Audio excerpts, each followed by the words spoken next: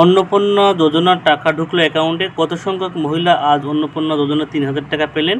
চলুন আমরা একটু বিস্তারিত এবার জেনে নিই। ঠিক আছে, বলা হচ্ছে আজ অন্নপূর্ণা যোজনার টাকা ঢুকলো পশ্চিমবঙ্গের মহিলাদের অ্যাকাউন্টে। প্রতি মাসে 3,000 টাকা করে দিচ্ছে রাজ্যের নতুন সরকার। মুখ্য সচিব মনোজ আগরওয়াল জানিয়েছেন, বাড়ি বাড়ি গিয়ে ফর্ম পূরণ করা হয়েছে, কেউ অযোগ্য হলে তা নিয়ে জানানো যাবে অভিযোগ। বুধবার সাংবাদিক বৈঠকে একথা জানান তিনি। আজ পশ্চিমবঙ্গের 28,25,000-এর বেশিরভাগ মহিলাদের, অর্থাৎ টোটাল কিন্তু 28,25,000-এর বেশি মহিলাদের অ্যাকাউন্টে আজ টাকা কিন্তু ঢুকেছে। ঠিক আছে, অর্থাৎ যারা অফলাইনে ফর্ম জমা দিয়েছিলেন তাদের মধ্যে 28,25,000 মহিলাদের কিন্তু অ্যাকাউন্টে আজ অন্নপূর্ণা যোজনা 3,000 টাকা ঢোকানো হয়েছে। বলা হয়েছে, এই কথাটা কিন্তু খুব গুরুত্বপূর্ণ। দেখতে পাচ্ছেন লেখা আছে, আগামীতে যারা আবেদন করবেন 5 থেকে 7 দিনের মধ্যে তাদের অ্যাকাউন্টে টাকা ঢুকবে। অর্থাৎ যারা অনলাইন বা অফলাইন যারা অ্যাপ্লিকেশন করবেন তাদের কিন্তু আবেদন করার 5 থেকে 7 দিনের মধ্যে অন্নপূর্ণা যোজনা 3,000 টাকা ঢুকবে। আজ থেকে কিন্তু অনলাইন আবেদনও কিন্তু শুরু হয়ে গেছে। আমি একটা ভিডিও সকালে আপনাদের কিন্তু করে দেখিয়েছিলাম যে অন্নপূর্ণা যোজনা অনলাইন পোর্টাল চালু হয়ে গেছে, কিন্তু এখন কিন্তু পোর্টাল কাজ চলছে, যার কারণে এখন কিন্তু সাইবারটা একটু খারাপ আছে। কাল থেকে আশা করি সাইবার ঠিক হয়ে যাবে। বলা হচ্ছে, এদিন নবান্ন সাংবাদিক বৈঠক থেকে সরাসরি টাকা ট্রান্সফারের ঘোষণা করেন মুখ্যমন্ত্রী শুভেন্দু অধিকারী। তিনি বলেন, অন্নপূর্ণা যোজনার এখানে আমরা নতুন করে ফর্ম দিয়ে নথিভুক্ত করার কাজ শুরু করেছি, কারণ আমরা এসআইয়ের পরবর্তী সময়ে দেখেছি ভোটার তালিকা থেকে যাদের নাম স্থায়ীভাবে বাদ গিয়েছে এমন লক্ষ লক্ষ মানুষ বিগত সরকারের লক্ষ্মীর ভাণ্ডার সহ কেন্দ্রের সব সামাজিক প্রকল্পের সুবিধা পাচ্ছিলেন।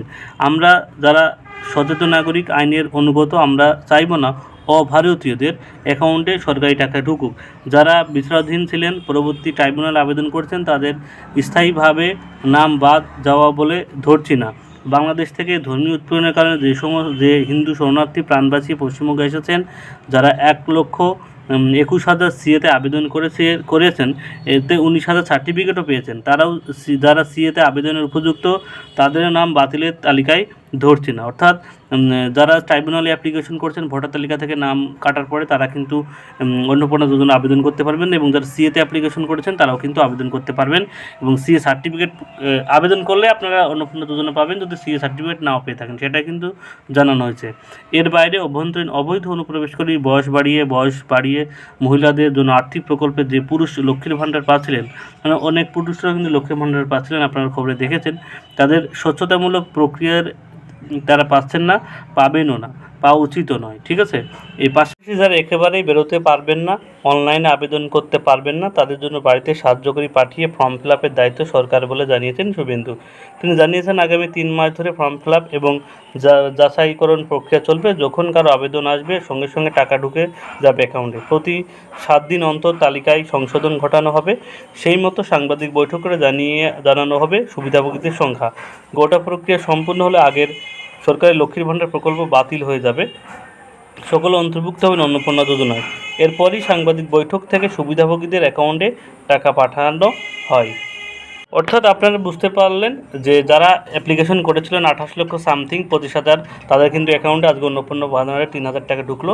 তবে যারা এখনও টাকা পাননি, তারা অফলাইন বা অনলাইন আবেদন যদি করেন, তাহলে প্রত্যেক 7 দিন অন্তর অন্তর কিন্তু যাদের ভেরিফিকেশন কমপ্লিট হবে তারা কিন্তু অন্নপূর্ণা যোজনা 3,000 টাকা করে পাবেন। ঠিক আছে, এবং যারা সিএতে অ্যাপ্লিকেশন করছেন বা ভোটার কার্ড কেটে দেওয়ার পরে যারা ট্রাইব্যুনালে অ্যাপ্লিকেশন করেছেন, তারাও কিন্তু অন্নপূর্ণা যোজনার টাকা পাবেন, তাদেরও কিন্তু চিন্তার কোনো কারণ নেই।